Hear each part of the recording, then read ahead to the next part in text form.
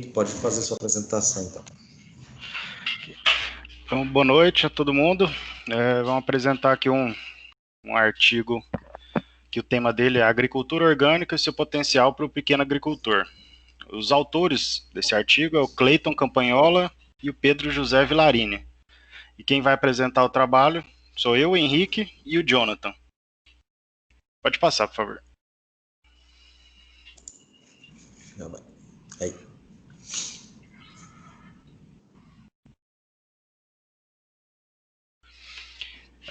Então, quando a gente fala de agricultura orgânica, a gente fala de um monte de correntes diferentes aí, que cada uma delas tem as suas características que separam elas, né, que diferenciam uma da outra, mas todas elas têm várias outras características que fazem elas ser muito parecidas. Então, algumas dessas correntes aí que a gente tem: agricultura natural, agricultura biodinâmica, agricultura biológica, agricultura ecológica e a permacultura. O que algumas têm de diferença das outras é que, por exemplo, a natural ela tem uma influência filosófica, né?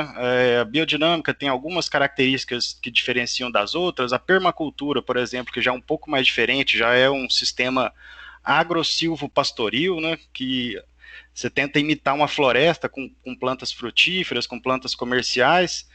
E agora eu vou falar sobre o que elas têm em comum, que são muitas características. Pode passar, por favor.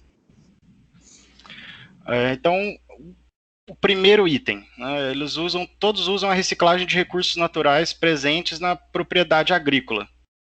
O que é a reciclagem desses recursos? É você utilizar, por exemplo, o esterco, né? Você tem a vaca na propriedade, você vai usar o esterco. Você tem alguma água com uma qualidade relativamente boa, você pode usar ela numa irrigação, né? Você usa o que você tem de subproduto ou o que você tem disponível na propriedade. O segundo item é compostagem e transformação de resíduos vegetais em humus no solo, que hoje já é uma prática muito comum, né, que a compostagem é você misturar resto de alimento, misturar várias matérias vegetais, tem que ter uma proporção certa delas, porque senão ele estraga, mas para poder virar um humus, né, que é um solo ou um adubo extremamente eficaz, né? Tem muita vida nesse tipo de solo, então vai favorecer muito as plantas produzirem bem. Terceiro item é preferência ao uso de rochas moídas, semi-solubilizadas ou tratadas termicamente. Como exemplo, né, tem fosfato, tem calcário, né, alguns outros produtos aí que são feitos a partir de rocha triturada, ou com esses outros tratamentos aí, semi-solubilizadas ou tratadas termicamente. Cobertura vegetal morta e viva do solo é uma coisa muito importante, né?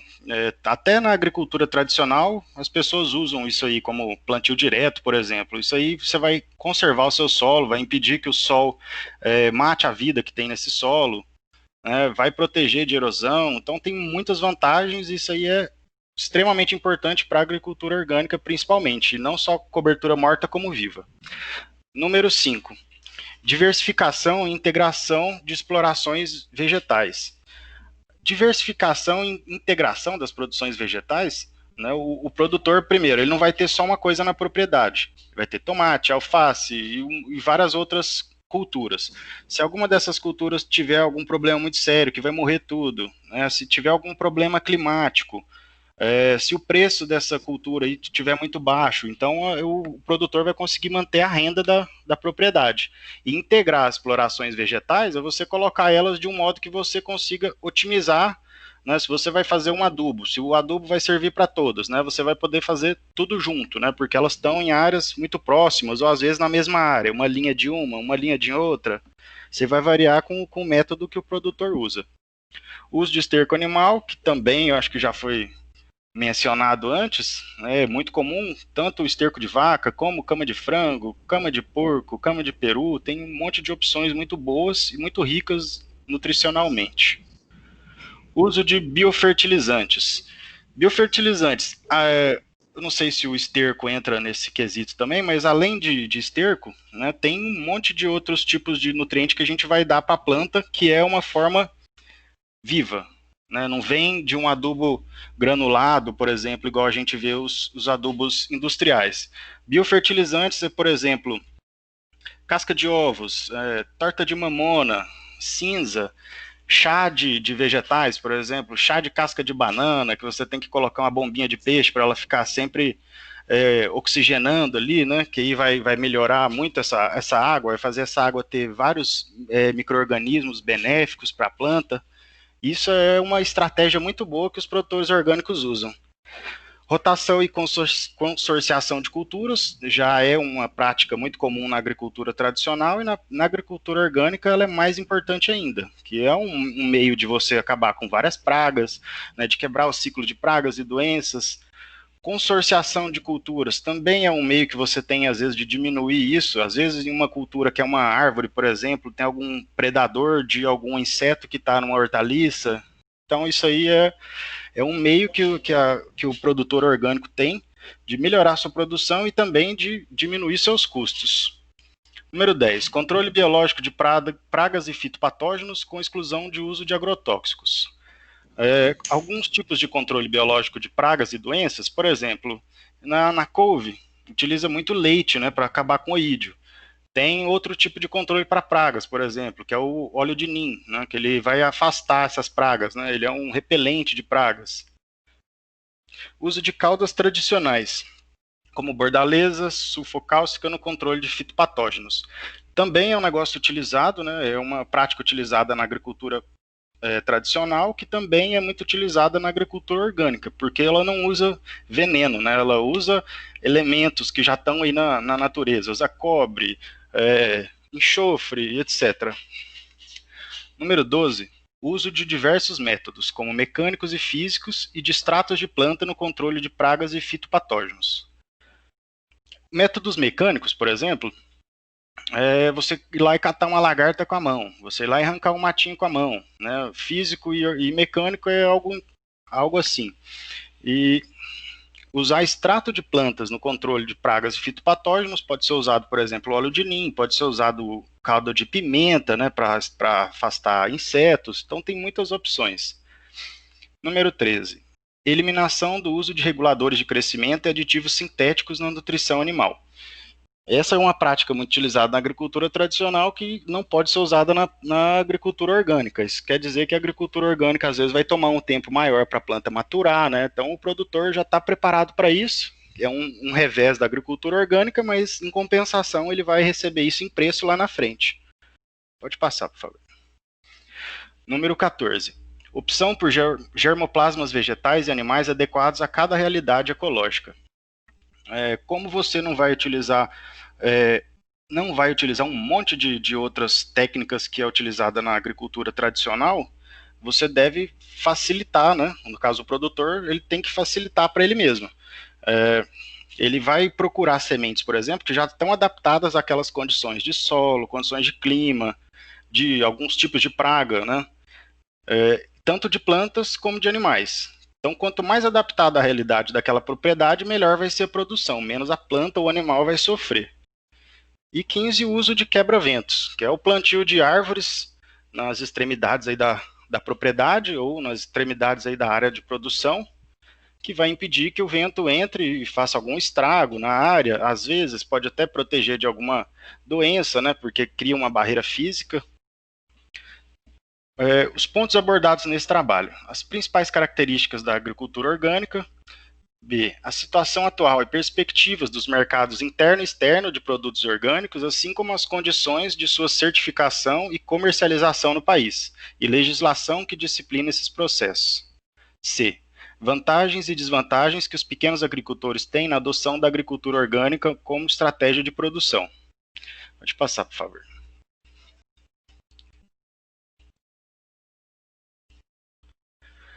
Razões para o aumento da demanda de orgânicos. Quando a gente vai pensar nesse assunto, a primeira coisa que vem na cabeça é preocupação com o meio ambiente. Preocupação com o meio ambiente, realmente ela faz muita diferença quando a pessoa vai escolher um produto orgânico ou não, mas esse não é o fator mais decisivo. Algumas pesquisas que eu já vi, que o Rodrigo já mostrou para a gente, e também que eu já pesquisei, falam que quando você vai fazer uma pesquisa com os consumidores, a primeira coisa que vem na mente deles quando eles falam em produto orgânico é saúde. Então as pessoas têm medo de ter resíduo agrotóxico, né, ter alguma outra substância aí que pode fazer mal para a saúde. Então o número 1 aí é a preocupação com a saúde. Número 2, preocupações com o meio ambiente. Número 3, influência de seitas religiosas. Tem algumas igrejas, por exemplo, a igreja messiânica, ela já prega que as pessoas devem comer apenas alimentos que não vão fazer mal para o meio ambiente.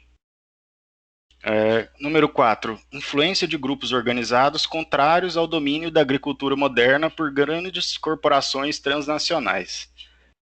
Na minha opinião, esse grupo aí foi quem realmente difundiu o uso de orgânicos. Pelo menos aqui no Brasil, isso não era um assunto muito falado, e começou isso aí a vir à tona, vir para a mídia, quando, né, começaram a falar que o agronegócio fazia mal para o meio ambiente, que fazia mal para a saúde. Então isso aí despertou nas pessoas esse interesse pela agricultura orgânica, por preocupações com a saúde. Então esse número 4 aí foi um item muito importante para ser mais difundido a alimentação orgânica. Próximo, por favor. Produção e mercado nacionais. Esse trabalho foi feito no ano 2000 e publicado em 2001. Então, naquela época, o Brasil possuía 50 produtos agrícolas orgânicos certificados, in natura ou processados. Um dos primeiros produtos que foram certificados no Brasil foi o açaí. Por ser um produto único do Brasil, né, ele sempre teve uma demanda muito alta, e quando começou essa moda de orgânico, todo mundo de fora queria. Então surgiu essa necessidade, algum brasileiro aí que tem uma visão muito boa já foi e registrou, e imagino que hoje ele deve estar muito bem com esse produto dele. O valor da produção orgânica nacional em 1999 foi de 150 milhões de dólares. Em 2000 foi entre 195 e 200 milhões. Então um aumento aí de 50 milhões, né, 30% aí de um ano para o outro, é um aumento muito interessante. O crescimento da produção da agricultura orgânica no país foi de 50% em 2000 em relação ao ano anterior, e é crescente ano após ano. Isso quer dizer o quê? Que de 98 para 99 ele aumentou um percentual. De 99 para 2000 ele aumentou um percentual ainda maior. De 2000 para 2001, um percentual ainda maior. E assim por diante. Então isso aí é uma coisa muito interessante de qualquer agrônomo, qualquer produtor pensar a respeito. Estima-se que a área ocupada com a agricultura orgânica em todo o país seja de apenas 100 mil hectares. Novamente, esse trabalho é do ano de 2000, os números hoje devem ser muito maiores. No entanto, esse número de 100 mil hectares é 9.900% superior ao valor de 1990, que era de apenas 1.000 hectares. Subiu demais em uma década. Próximo, por favor.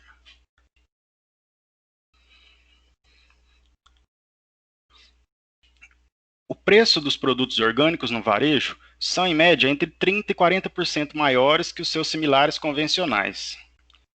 O trigo chega a custar 200% acima do preço do produto convencional, e o açúcar até 170% a mais.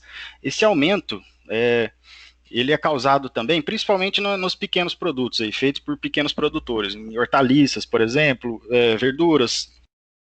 Esse aumento é devido à pequena escala, né? A partir do momento que você vai aumentando a escala, você consegue abaixar os custos e, consequentemente, consegue abaixar o preço para o consumidor. Produção e mercado internacionais. Na Europa, o crescimento da agricultura orgânica foi de 25% ao ano, uma área de cultivo 25 vezes maior que a do Brasil. Então, em número de hectares, isso aí foi um salto gigantesco. A Itália é o primeiro país da União Europeia, tanto em termos de área total cultivada, que são 564.913 hectares no ano de 2000, né, como em número de produtores, 29.390. Quando a gente vai falar sobre percentual da área que está utilizada com agricultura orgânica, nesse trabalho fala que a Polônia era o país que tinha maior área proporcional à área total do país. Ela tinha algumas regiões da Polônia que chegava até a 40% de todas as terras dessa região eram feitas com agricultura orgânica. Eu imagino que isso aí deve ser um dos maiores índices do mundo, né? O mercado mundial de produtos orgânicos gira em torno de 20 a 24 bilhões de dólares por ano. Os principais países consumidores são Alemanha, Holanda, Suíça, França, Inglaterra, na Europa, Estados Unidos e Japão. Próximo, por favor.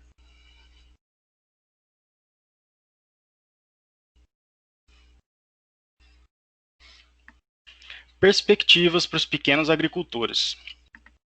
A agricultura orgânica é uma opção viável para a inserção dos pequenos agricultores no mercado, pois commodities agrícolas tradicionais requerem escala de produção para compensar a queda estrutural dos preços.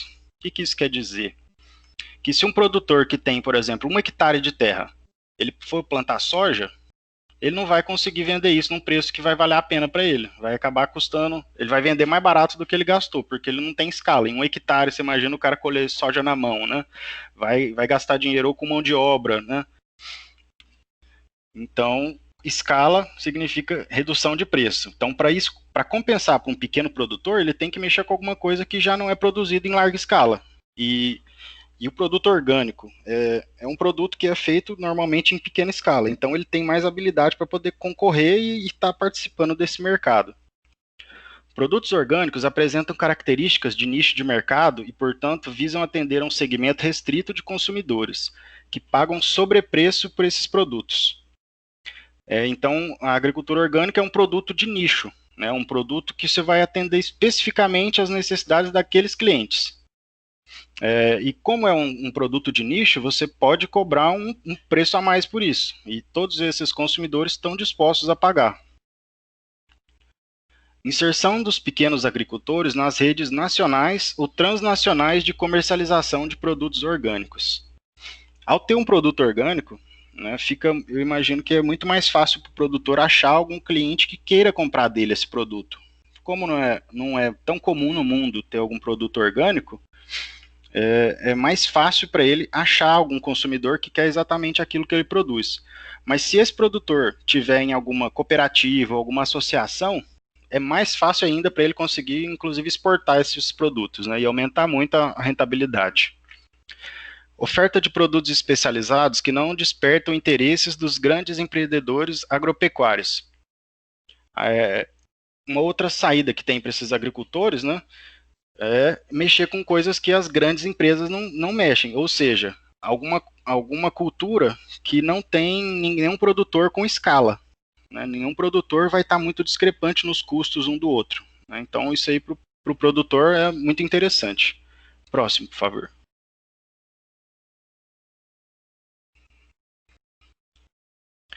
Certificação de produtos orgânicos. A certificação de produtos orgânicos visa conquistar maior credibilidade dos consumidores e dar maior transparência à produção orgânica. Quando um produto é certificado, o consumidor vai ter a garantia que aquele produto não tem nenhum resquício de agrotóxico, nenhum resquício de adubos químicos, ou seja, né, que vai ser uma comida mais saudável. O selo garante isso para o consumidor. A certificação é outorgada por diferentes instituições no país, as quais possuem normas específicas para a concessão de seu selo de garantia.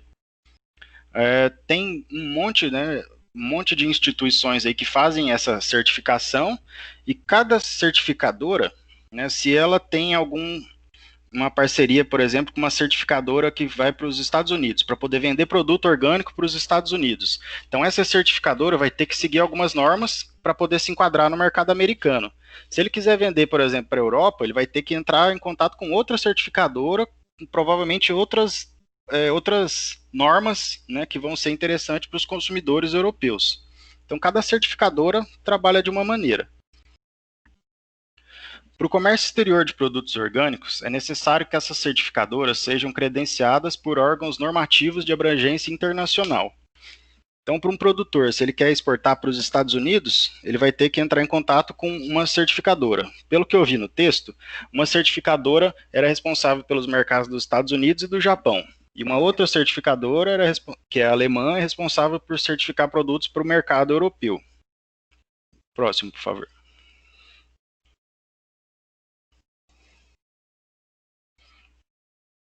Há 19 entidades certificadoras de produtos de agricultura alternativa no país, sendo todas elas tratadas como certificadoras de produtos orgânicos, né? Então, a gente no Brasil chama essas empresas aí de certificadoras. A Associação Harmonia Ambiental Conatura e a Colmeia, Cooperativa Ecológica, foram pioneiras na agricultura orgânica no país e começaram a comercializar esses produtos em 78 e 79, que é uma época que imagino que no Brasil pouquíssima gente já tinha ouvido falar que existia agricultura orgânica, né? Esse nome provavelmente nem existia ainda. A Colmeia foi fundada em 1978 e tem sede em Porto Alegre.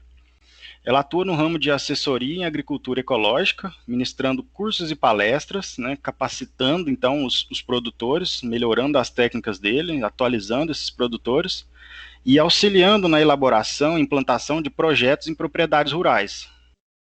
Eles também, além de treinar o produtor, se o produtor tiver algum problema, eles também vão lá e conseguem fazer uma visita técnica, né, para poder ajudar o produtor a resolver os problemas dele. Além de coordenar também uma feira de produtos orgânicos em Porto Alegre e fornecer selo próprio aos agricultores certificados. Então, como ela é uma cooperativa, né, ela tem o controle ali sobre todos os produtores. Então, ela consegue garantir para o cliente que comprar algum produto desses produtores da cooperativa que esse produto não tem resquícios de agrotóxicos e se enquadra na lei orgânica. Certificação de produtos orgânicos, de novo. Desde 1999, o Banco do Brasil instituiu um plano de financiamento para a agricultura orgânica. O Banco do Nordeste também tem um plano desse, que é o FNE Verde, Programa de Financiamento à Conservação e Controle do Meio Ambiente, que, entre outras atividades, financia a produção de alimentos naturais, ou alimentos orgânicos, né? Os recursos do Banco do Brasil, acredito que do Banco do Nordeste também, vêm do Pronaf. A certificação do produtor orgânico é um pré-requisito para o acesso a essas, no caso, essas duas linhas de crédito aí que foram mencionadas. Mecanismos de comercialização de produtos orgânicos. Comercialização interna, ou seja, comercialização dentro do Brasil. A comercialização de produtos orgânicos é feita por diferentes mecanismos. O primeiro, vendas no varejo, que consistem de venda via entrega em domicílios, venda direta em feiras livres e em pontos de venda especializados, venda direta à loja de produtos naturais, restaurantes e venda direta a mercados institucionais, públicos e privados. Alguns métodos de venda no varejo. Tem, por exemplo, método de assinatura, que é muito comum nas capitais. Então a pessoa paga um valor por mês e ela vai receber ali uma vez por semana uma cesta com os produtos da época. Não é o cliente que vai escolher, por exemplo, o que ele vai receber. Pontos de venda especializados, né? Muitas lojas aí que só vendem produtos orgânicos. Restaurantes, tem muitos restaurantes que também só têm produtos orgânicos. E venda direta a mercados institucionais, públicos e privados, como por exemplo escolas, né? Tem algumas escolas no Brasil que só têm produtos orgânicos, tem algumas empresas que nos refeitórios dela também só fornecem produtos orgânicos, então são esses os tipos de venda direta, né? Venda no varejo que tem dos produtos orgânicos.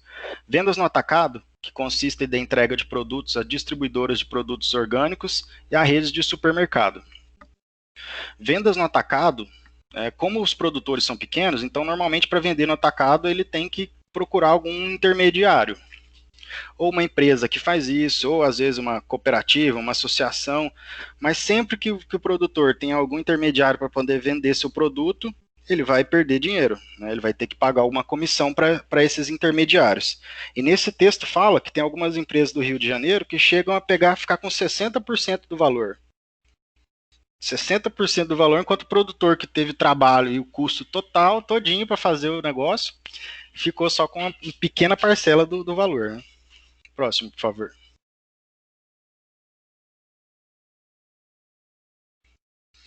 Agora o Rodrigo vai colocar o vídeo do colega Jonathan para complementar o restante do trabalho.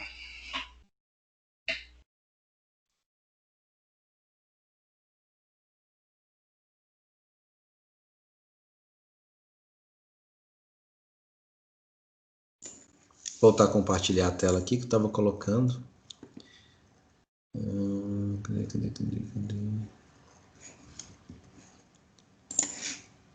Obrigado por enquanto, Henrique. Compartilhar a tela. Tem muita coisa aberta aqui, por isso que ele não está querendo autorizar.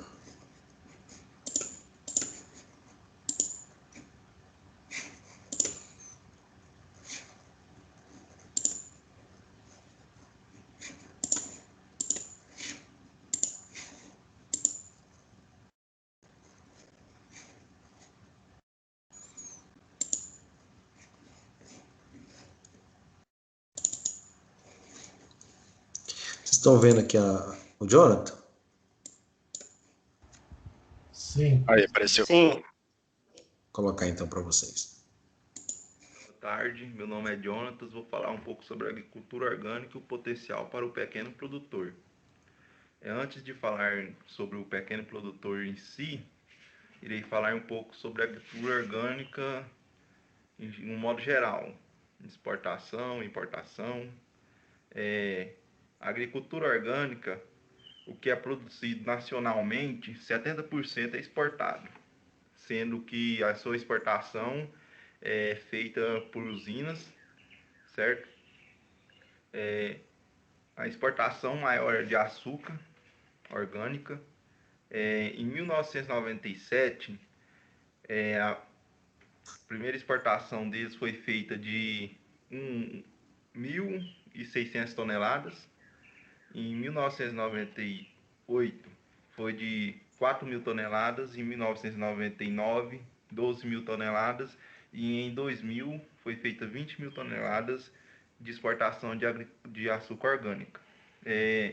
Com isso, o mercado nacional, o mercado brasileiro, ele tem mais ou menos 50% mundial em produção de orgânicos.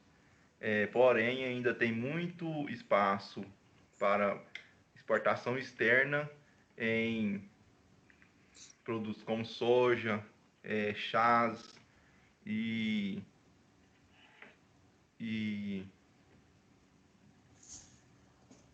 açúcar também tem mais um pouco ainda para poder ser explorado ainda lá fora.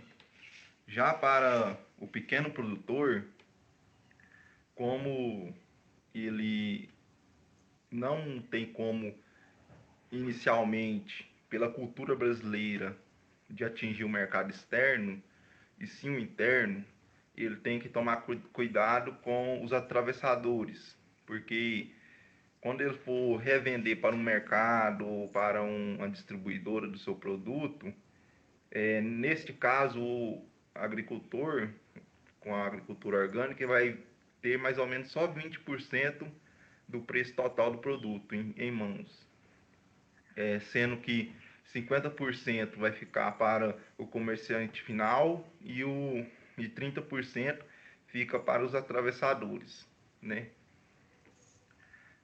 Algumas vantagens para o produtor de agricultura orgânica. Ela não demanda uma área muito grande, ela demanda uma área pequena. Em essa área pequena pode ter uma grande diversidade de produtos. Tem essa parte, tem uma outra aqui que eu salvei aonde?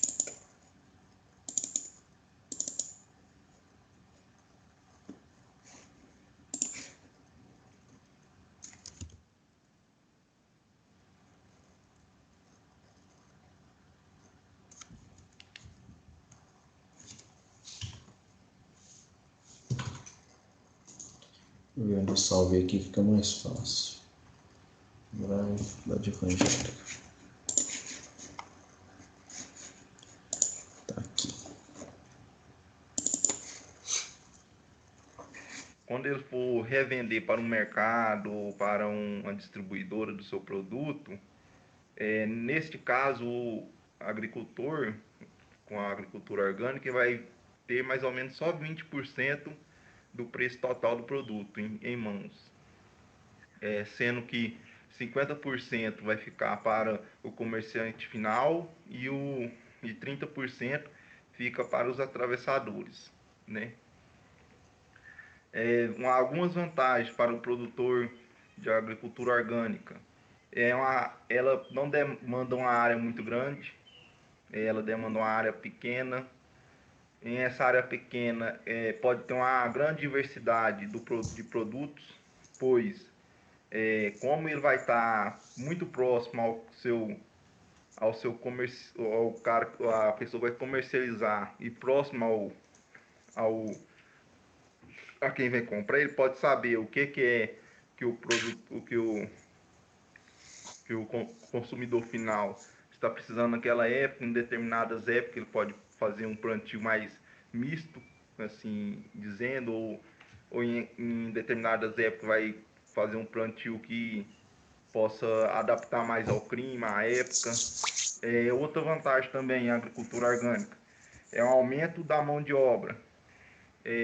A agricultura orgânica é mais utilizada em mãos de obra familiar, porém, em pequenas áreas vai demandar muita mão de obra, também pode ser que a pessoa tenha que contratar pessoas terceirizadas, né? Outra vantagem da agricultura orgânica é o produtor vai ter um solo mais fértil, a biomassa do solo será mais fértil, os micro-organismos vai ter mais vida no solo, pelo ele não estar utilizando muito insumo agrícola e muitos adubos minerais, mais composto orgânico, produzido na fazenda mesmo, visando utilizar mais produtos internos da fazenda, reaproveitando do que produtos externos. Esse produtor vai ter mais abundância e mais vida microbiana no solo. Algumas desvantagens que o produtor tem que saber seria custo inicial da implantação. Se ele for um produtor convencional, vai mudar para agricultura orgânica, esse custo inicial pode ser alto. O manejo, se não tiver técnicas adequadas para o manejo, também vai ser uma dificuldade para o produtor. Foram esses os dois que ele me enviou. Então, acho que era isso, né? Que ele encerrava com essa parte. Alguém tem alguma pergunta pro Henrique? Ellen, Elisvaldo, Bianca? Tem mais alguma coisa para encerrar, Henrique? De boa. Eu não. Não, acho que era só isso mesmo, Rodrigo. É um artigo também de 2000 do início, né? Logo após as leis, né, da agricultura orgânica, ali, 2004 em diante, mas que realmente mostram um apanhado geral, né, dos produtores, da dinâmica desse produtor, e mostra com detalhes, né, foram ali até 14 ali no início que você falou, dessa produção, né, de produtos orgânicos, né? Então, falando do solo, falando da parte de saúde, isso pode ser utilizado como papel de marketing, né? Então, quando a gente fala de agricultura orgânica, a gente tem várias questões relacionadas ao como incentivar esse produtor a produzir mais, né? Mas valeu, obrigado pela apresentação, e na semana que vem vou finalizar aqui a gravação. Na semana que vem a gente faz os outros 4 grupos, né? Então, na semana que vem hoje a gente termina aqui 10 minutos, meia hora mais cedo, que foram os 30 minutos que o Ricardo utilizou no sábado para apresentar, e na semana que vem os outros 4 grupos apresentam, e aí a gente vai fazer 25 minutos para cada um, para dar tempo dos 4 apresentarem, tá bom? Qualquer dúvida, eu estou lá no WhatsApp. Até semana que vem. Essa semana